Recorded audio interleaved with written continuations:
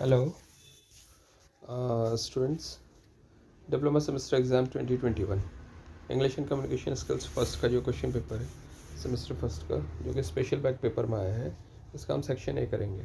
सारे बच्चों को मैं ये एक ही सजेशन देना चाहूँगा, क्योंकि आपका पेपर होने वाला है, तो आप सारे फिल इन द ब्लैंक्स और सारे ट्रू फॉल्स तो याद कर ही लीजिए अपने बुक्स में से। मैक्सिमम उसमें से कुछ ना कुछ आ ही जाएगा। कई बार उसी में से क्वेश्चंस भी आ जाते हैं जो फिल इन द ब्लैंक्स और ट्रू एंड फॉल्स है, उसमें भी कई क्वेश्चंस रहते हैं। चलिए हम सेक्शन ए देख लेते हैं। सेक्शन ए को जो है इन्होंने दो भागों में तोड़ा हुआ है।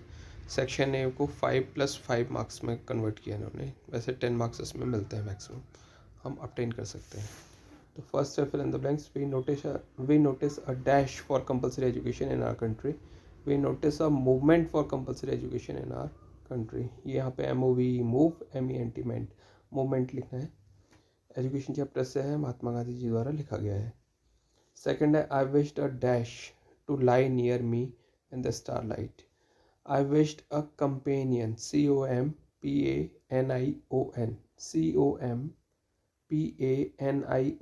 COMPANION कंपेनियन मतलब साथी। ये जो है चैप्टर है a night among the pines, RL Stevenson इसके राइटर है, वहाँ से लिया गया है। थर्ड है the man is dash of his natural benevolence. The man in black के लिए ये कहा गया मैन, और ये जो द मैन इन ब्लैक है उस चैप्टर से लिया गया है। इसमें आएगा फिल इन द ब्लैंक्स में हम जो भरना है हमने। The man is ashamed, ASHAMED, a लिखिए, shamed SHAME, shame ED, shamed SHAMED, shamed, ashamed, a लगा के SHAMED, ashamed of his natural benevolence. वो चाहता नहीं था कि उसकी मतलब जो अच्छी आदतें हैं या जो नेचुरली वो लोगों के प्रति दयावान हो जाता है, वो किसी के सामने उजागर होकर के, जब ऐसा कुछ हो जाता था तो उसको अंदर से बड़ी ग्लानि या बड़ा दुख सा उसको लगता था, शर्म सी महसूस होती थी उसको, और द मैन इन ब्लैक को। अब हमारे हैं फोर्थ पे, the communication in which we use language. ऐसा कम्युनिकेशन जिसमें हम लैंग्वेज को यूज़ करते हैं इज कॉल्ड डैश कम्युनिकेशन। यहाँ पे आएगा वर्बल, VERBAL, वर्बल। और जिस कम्युनिकेशन में हम लैंग्वेज को यूज़ नहीं करते उसको नॉन वर्बल कहते हैं। तो ये क्वेश्चन आएगा अगर व्हाट इज़ वर्बल कम्युनिकेशन, तो आप ये लिख देना in which we use language is called verbal communication. अगर ये आ जाए कि क्या कहते हैं नॉन वर्बल, तो आप यहीं से याद कर लीजिए, the communication in which we do not use language is called non verbal communication. इसके बाद हम चलते हैं फिफ्थ की तरफ। फिफ्थ है orders that have to be obeyed.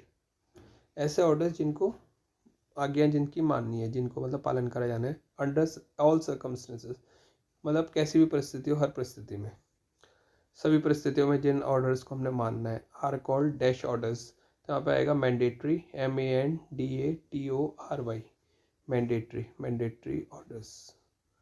I saw, ये जो ऑर्डर्स है ये ऑब्जेक्टिव्स या ऑब्जेक्टिव्स ऑफ कम्युनिकेशन इस चैप्टर से शायद दिया गया है, वहीं पे ऑर्डर्स के बारे में बात होती है। I saw the head teacher dash other students. I saw the head teacher मतलब हेड टीचर को देख कौन रहा है, ऑथर देख रहा है। तो बुकर टी वॉशिंगटन बात कर रहे हैं अपनी कि I saw the head teacher dash other students admitting other students, ADMITTING, admitting. मैंने हेड टीचर को देखा और बच्चों को एडमिशन देते हुए, वो ये क्वेश्चन इसमें बात करी गई है। अब इसके बाद आ रहा है ट्रू एंड फॉल्स। ये पहले 6 में से कोई भी 5 करने थे, अब हम देख रहे हैं 7, 8, 9, 7 to 12 जो है, जो अगले 6 हैं, इसमें से भी कोई 5 करने, एनी 5, यानी कि इसमें भी एक छोड़ना है, उसमें भी एक छोड़ना है। कई बार ऐसा भी आ जाता है, एनी 10 नहीं होता है, एनी 5 भी हो सकता है। तो इसलिए आप सारे ट्रू फॉल्स और सारे फिल इन द ब्लैंक्स को अच्छे से याद जरूर कर लें। चलिए 7 देखते हैं। The man in black does not care about others. ये लिखा है कि जो मैन इन ब्लैक था वो दूसरों की चिंता नहीं करता था, तो ये फॉल्स है। वो दयालु प्रवृत्ति का था और वो चिंता करता था, पर वो बताता ऐसे ही था लोगों को कि हाँ मतलब मैं चिंता नहीं करता हूँ। The author's mother was ill. Author's mother जो है इल थी, ऑथर की माँ। ये जो है माई struggle for an education chapter से लिया गया है। तो बुकर टी वॉशिंगटन की मदर इल थी जब वो वहाँ के लिए हैम्पटन के लिए निकलना चाह रहे थे, जब निकले उस पीरियड में। There are 6 kinds of orders on the basis of different aspects. ये जो है ये ट्रू है। और इसके बाद है the written communication is more quick than oral communication, ये फॉल्स है। अगर रिटन कम्युनिकेशन ओरल कम्युनिकेशन से क्विक होता तो हम आपको सारे आंसर्स रिटन में ही दे देते, लेकिन क्योंकि ये क्विक नहीं होता है, अगर ये एक्सचेंज होता, ओरल कम्युनिकेशन रिटन की जो लिखा रहता रिटन की, और जहाँ पे ओरल लिखा है वहाँ पे रिटन लिखा होता, तो ये सही होता। यानी कि ओरल कम्युनिकेशन जो होता है वो क्विक होता है, मोर क्विक, ज़्यादा तेज होता है बजाय रिटन कम्युनिकेशन के। तो यहाँ पे ये सेंटेंस गलत हो गया, क्योंकि रिटन कम्युनिकेशन के बारे में लिखा गया कि ये ज़्यादा फास्ट है ओरल कम्युनिकेशन से, फॉल्स हो गया। 11th है the fastest means of communication is computer based communication, ये ट्रू है। सबसे तेज जो है मीन्स ऑफ कम्युनिकेशन है वो कंप्यूटर बेस्ड कम्युनिकेशन ही है आज के डेट में, तभी आपको तुरंत ये क्वेश्चन आंसर जो भी हम बोल रहे हैं तो आपको मिल जा रहे हैं। इसके बाद है 12th, intrapersonal communication is almost a reflex action.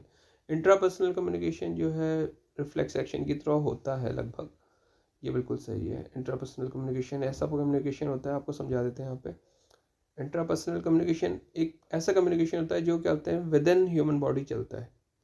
जैसे मान लीजिए एक आदमी है, कोई व्यक्ति है, कहीं पैदल चल रहा है, नंगे पैर चल रहा है, और उसके पैर के नीचे कांटा आ जाता है, कांटा उसके पैर पे लगता है, तो जैसे ही उसके पैर पे वो कांटा लगता है तो जब उसका चुभेगा, उसका दर्द जो होगा वो सीधे वो क्या बोलते हैं मैसेज कहाँ जाएगा, माइंड को जाएगा, यानी कि ब्रेन में पहुंचेगा, और ब्रेन फिर उसमें एक्शन के लिए कहेगा कि तुरंत वो पैर को ऑर्डर देगा कि आप अपना पैर उठा लो ऊपर, तो आदमी अपना पैर उठा लेता है ऊपर, और वो हाथ को ऑर्डर देता है कि तुरंत कांटे को निकालो।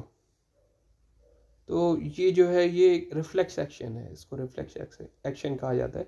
तो इंट्रापर्सनल कम्युनिकेशन जो होता है वो it is almost a reflex action, ये ट्रू है। तो ये 12 जो है इसमें आपको 5-5 ईच करने हैं दोनों पार्ट में से। ये 2021 का क्वेश्चन पेपर हमने